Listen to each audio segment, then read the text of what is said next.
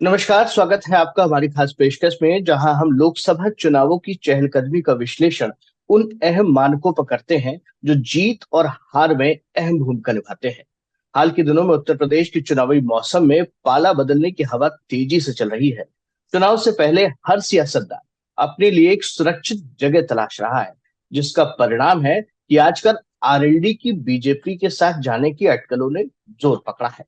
अब ये खबर इसलिए ज्यादा महत्वपूर्ण हो जाती है कि कुछ दिनों पहले यही आरएलडी विपक्षी खेमे का हिस्सा मानी जाती है। जयंत चौधरी, अखिलेश यादव और अन्य विपक्षी दलों के साथ सियासी कदम ताल मिलाने की कोशिश कर रहे थे, लेकिन अचानक से सियासी हवा ने रुख मोड़ लिया और सारे सियासी समीकरण बनने बिगड़ने लगे। इस बदलाव के पीछे की कहानी जानने के लिए हम चलते हैं हमारे ग्राइंड रिपोर्टर आशु सिंह जी के पास, जो कि बागपत से पश्चिमी उत्तर प्रदेश के राजनीतिक तापमान का पिछले कई सालों से नापजोक कर रहे हैं।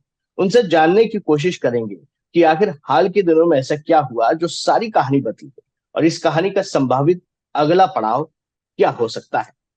मेरा पहला सवाल है आशु आपसे कि इन अटकलों पर विश्वास करने के पीछे का आधार क्या है? क्या सपा और आरएलडी में समझौता तो पहले हो चुका था, फिर ऐसा क्या हुआ कि जयंत को एकाएक जो है कमल का फूल अच्छा लगने लगा? अ, जी नितेश जी, शुरू से शुरुआत करते हैं। दरअसल 12 फरवरी को जैन जी के पिताजी पूर्व केंद्रीय मंत्री दिवंगत चौधरी अजीत सिंह जी का की जन्मतिथि होती है। और इस दिन रालोद राष्ट्रीय लोकदल के गढ़ में यानी छपरौली में एक बहुत बड़े स्तर पे कार्यक्रम होना था चौधरी अजीत सिंह जी की प्रतिमा के अनावरण का। उसमें जैन चौधरी जी को आना था। पहले तो कयास ये भी लगाए जा रहे थे कि विपक्ष के कुछ बड़े नेता भी इस कार्यक्रम में आएंगे, लेकिन वो नीतीश कुमार जी के पाला बदलने के बाद फिर वो चीजें नहीं हो पाई। लेकिन ये कार्यक्रम अपनी जगह था और 12 फरवरी को बड़ा आयोजन छपरौली में होना था। अचानक खबर आती है कि ये कार्यक्रम किन्हीं कारणों से स्थगित कर दिया गया है। जागरण ने ये खबर ब्रेक की थी कि इस कार्यक्रम के स्थगित होने के पीछे राजनीतिक कारण हो सकते हैं। और इस खबर के बाद फिर ये भूचाल आ गया। अच्छा, ये तो हुई एक बात। इससे पहले 4 फरवरी का मथुरा का युवा संसद कार्यक्रम जो है रालोद का, ये भी स्थगित कर दिया गया था। अब दूसरी बात, आपने कहा कि सपा से बात हो गई थी। सपा से बात हो गई थी। सपा से 7 सीटों पर समझौता हो गया जी, था। सीटों पे समझौता हो गया था। जी जी, इन सीटों पर समझौता हो गया था। इनमें बागपत, मुजफ्फरनगर, बिजनौर, अमरोहा या मेरठ में से कोई एक, हाथरस और मथुरा, इन सीटों पर समझौता हो गया था। बाद में सपा की ओर से इनमें से 5 सीटों, 5 या 4 सीटों पर प्रत्याशी उनका यानी चेहरा उनका और निशान रालोद का, ऐसी शर्त रखी जी। गई सपा की ओर से। ये रालोद के खेमे को नामंजूर नागवार गुजरा। क्यों? कि एक तो पहले ही कम सीटें, 7 सीटें दी गई। रालोद अपना दावा करता है पश्चिम उत्तर प्रदेश की 12 सीटों पर उसका प्रभाव है। तो ये 12 सीटों पे तैयारी कर रहे हैं अपनी रालोद। पहले तो सीटें ही कम मिली, 7। और उसके बाद में 7 में से भी आप कह रहे हैं कि 5 या 4 में सपा के नेता हम्म। चुनाव लड़ेंगे और सिंबल आप होगा। तो बिल्कुल। ये नागवार गुजरा। और अब तीसरी बात ये कि भाजपा की तरफ जाने का तो अब साफ साफ संकेत ये मिलने लगा है। इनके रालोद के राष्ट्रीय प्रवक्ता ने, पवन आगरी ने, कह भी दिया है कि जी। सपा के कहने से क्या होता है कि हम समझौते में हैं। या तो इस तरह की चीजें अब तो आ गई हैं, खुल के आ गई हैं बयान। अशोक जी, ऐसा देखा जाए इसमें तो आरएलडी के लिए पिछले दो चुनाव बहुत अच्छे नहीं रहे। बहुत अच्छे क्या, मतलब कोई स्कोर नहीं था। तो इसमें ये बहुत जानना जरूरी है कि जो जो सुगबुगाहट, जो चर्चाएं चल रही है, तो इसमें आरएलडी को ज्यादा फायदा है बीजेपी के साथ जाने से, या बीजेपी को आरएलडी को अपने साथ लाने से ज्यादा फायदा? किससे देखिए ज्यादा फायदा है, बीजेपी को या आरएलडी को? जी जी, देखिए दोनों ही चीजें हैं। फायदा दोनों का ही होगा तभी कोई समझौता हो सकता है। फायदा रालोद को ज्यादा होगा क्योंकि रालोद इस समय शून्य पे खड़ा है। पिछले दो बिल्कुल। चुनावों से, जी जैसे आपने कहा, रालोद को जी। लाभ ज्यादा होगा। बात सीटों की भी नहीं है। हम्म, अभी जो सामने चीजें आ रही हैं छन के सूत्रों के अनुसार, हमारे सूत्र बता रहे हैं कि दो सीटों पे, जी बागपत, बिजनौर और दो तीन और पे बात चल रही है। दो सीटें बागपत और बिजनौर की फाइनल हो चुकी हैं भाजपा की तरफ से। लेकिन सीटों की, केवल लोकसभा सीटों की ही बात नहीं है। जी बात यह है कि रालोद कुछ और मांग भी अपनी मनवा सकता है उसके जी। बाद, जिसमें राज्यसभा की भी सीट है, इधर विधान परिषद की भी सीट हो सकती है, और केंद्र में मंत्री पद भी हो सकता है, राज्य में भी बिल्कुल मंत्री पद हो सकता है। कुछ और भी मांग है रालोद की, जिन पे रालोद जिसे कहते हैं कि चुनाव लड़ता रहता है। तो बात यह है कि रालोद को तो फायदा होगा ही होगा, रालोद प्लस में ही रहेगा भाजपा के साथ जाने से। जी जी और भाजपा को क्या फायदा होगा, इस सवाल का जवाब यह है कि भाजपा पिछला चुनाव जी जो है पश्चिम में उसे गहरा आघात पहुंचा था। पश्चिम में उसकी 7 सीटें हाथ से निकल गई जी थी। जी 2019 के चुनाव में वो सारी सीटें, 23 सीटें यहाँ से जीती थी, पश्चिम उत्तर प्रदेश की जिसे कहते हैं।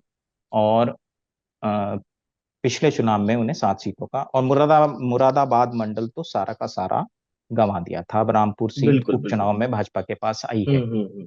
तो ऐसे में, अच्छा, ये जो 23 सीटें हैं, इनमें से ये सीटें रालोद के प्रभाव वाली कही जाती हैं पश्चिम में, जिन्हें आप कह बिल्कुल। लीजिए जाट वोट या किसान वोट, किसी भी संज्ञा, कोई भी संज्ञा आप दे सकते हैं। तो इस पे रालोद का प्रभाव है। तो रालोद के भाजपा के साथ आने से भाजपा का जो है वो मत प्रतिशत बढ़ेगा, ऐसी संभावना है।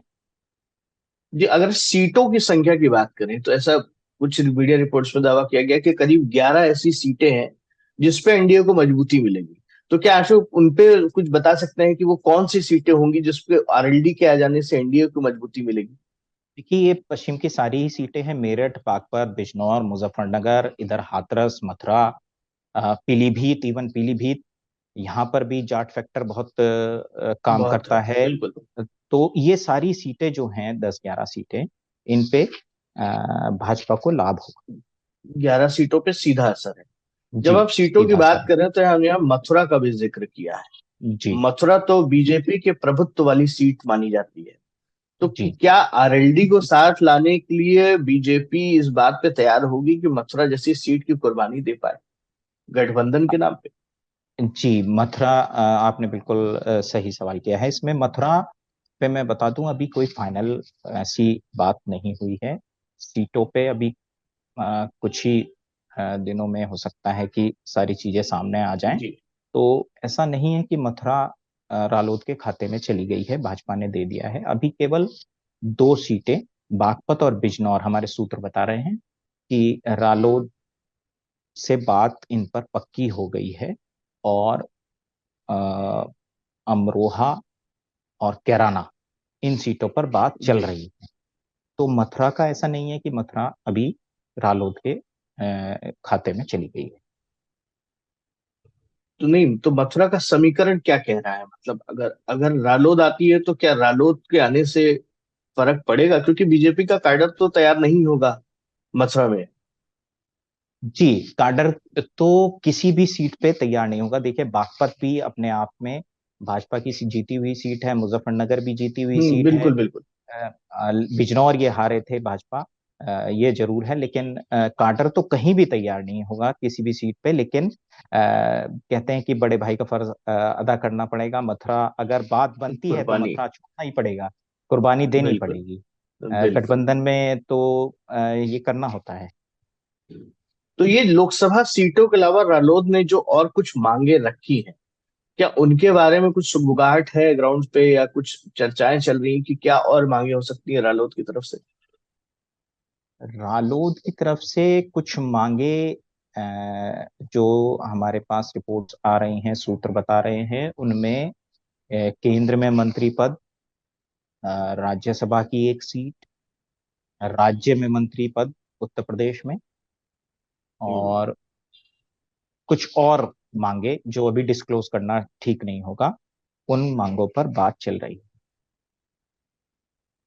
और उस रालोद के पास जो जाट के साथ मुस्लिम वोट बैंक है, उसका जी क्या होगा अगर वो बीजेपी के साथ जाती है तो? जी, ये क्या अच्छा इससे सवाल है। रालोद को कोई डैमेज होगा? अ, रालोद, हम पिछले कुछ चुनाव के अगर समीकरण देखें, आंकड़े देखें, तो जी। हमें ये पता चलता है कि रालोद अ, ने जब मुस्लिम चेहरा अपनी सिंबल पर खड़ा किया और साथ में उसका गठबंधन सपा के साथ रहा, तब ये फैक्टर, तब यानी मुस्लिम वोटर्स रालोद के साथ आते दिखे साथ हैं। साथ। लेकिन जब ये चेहरा बदल जाता है, यानी रालोद बिल्कुल। किसी मुस्लिम को टिकट ना देकर किसी और कैंडिडेट को खड़ा करता है और उसका सपा के साथ हम्म पैक्ट भी नहीं होता है, तो फिर हम्म हम्म हम्म मुस्लिम वोट मुस्लिम उम्मीदवार किसी अन्य हम्म। मुस्लिम उम्मीदवार के पक्ष में जाता दिखाई दिया है। तो ऐसा कहना सही नहीं होगा कि मुस्लिम रालोद के साथ ही था और अब भाजपा में जाने के बाद में मुस्लिम वोटर उससे छिटक जाएगा, ऐसा कहना सही नहीं होगा। तो कुल मिलाकर बात यह है कि अभी जो चर्चाएं, जो सभी सारी बातें जो है सिर्फ आकलन पे ही हो रही है, सारा सब कुछ अभी कुछ क्लियर तस्वीर नहीं हुई, लेकिन ऐसा कहा जा रहा है अगले 2 से 3 दिन में सब कुछ जी साफ हो जाएगा। अगर सब कुछ, हालांकि इंडी अलायंस की तरफ से लगातार कोशिशें हो रही हैं जयंत को मनाने की, और इधर एनडीए के जो है नेता हैं, जो घटक दल हैं, वो लगातार स्वागत भी कर रहे हैं। अनुप्रिया पटेल ने, संजय निषाद ने, इन्होंने स्वागत भी कर दिया है। तो जी। काफी तस्वीर एक तरह से तो काफी हद तक चीजें साफ हो चुकी हैं, लेकिन क्या ऊंट किस करवट बैठेगा, इसके लिए इंतजार करना होगा अगले 2 से 3 दिनों का। या कह सकते हैं कि हो सकता है कि ये कल आते आने वाले कल में भी ये साफ हो जाए। तो आशु, आपको बहुत बहुत शुक्रिया हमसे जुड़ने के लिए। तो और धन्यवाद। दर्शकों, आप धन्यवाद। हमारे साथ जुड़े रहें, जी। इसी तरह की रिपोर्ट्स आपके लिए लेकर आते रहेंगे। धन्यवाद। धन्यवाद।